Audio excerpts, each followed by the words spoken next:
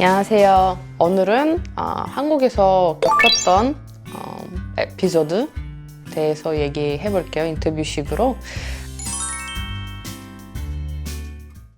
제가 한번 하연이가 아기 때 침대에서 돌아본 적이 있거든요. 그러니까 제가 너무 놀라서 빨리 병원 가야 될 것 같아서 일단 나가서 택시 잡으려고 했는데 택시 타서 병원 주소까지 다 불러줬는데 택시 기사님이 어딘지 모른다고 해서 내리라고 했는데 결국은 제가 하연이 안고 병원까지 걸어서 갔어요.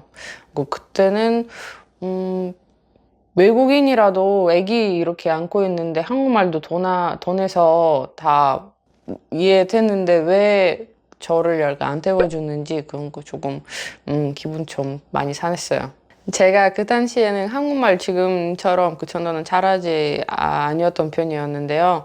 만약에 지금 그런 일이 있으면은 그 아저씨는 아마 난리 날 거예요.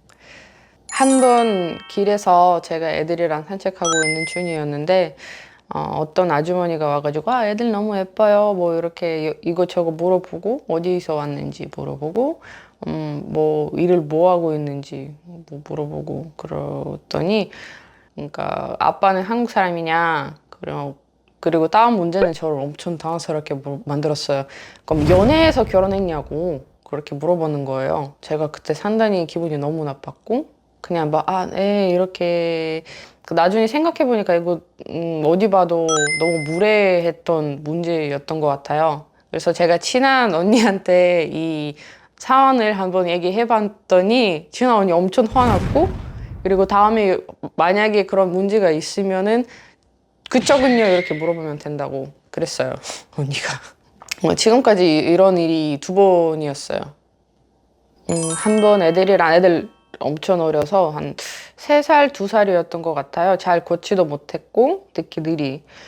그래서 우리 산책 나갔는데 산책로에서 그 자전거 못 들어가는 구역에서 그 편하게 걸을 수 있는 줄 아는데 갑자기 엄청 빠른 스피드로 엄청 빠른 속도로 어떤 아저씨가 자전거를 타고 있었거든요. 제가 엄청 놀라서 애들은 다칠 수도 있잖아요. 이 상태에서. 그래서 제가 엄청 큰 소리로 그 사람한테 아저씨!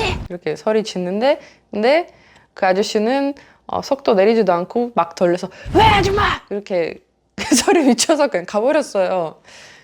그거는 어이가 없잖아요. 솔직히 이거는 믿고 여기 애들이랑 일부러 나갔는데 뭐 안전하게 걸을 수 있는데 그런 사람들 위반하는 사람들 좀 어이가 없죠.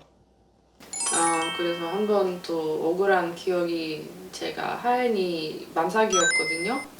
그래서 제가 어떤 서류가 뽑아야 됐었는데